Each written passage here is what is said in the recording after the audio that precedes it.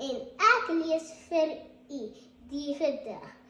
Wat eet Fietjies deur Nelly Roberts. Mamma, wat eet Fietjies? Seker koekies en tietjies. Wat van kabouters dan? Hulle eet pannenboutjies uit 'n pan. Wat van die eenhoornperd? O, verseker klappertert. Wat van die Loch Ness monster en sy meer? Ek het gehoor hy hou van gepakte peer. Wat van 'n dinosaurus en 'n draak? Ja, hulle eet beslis goedes wat kraak.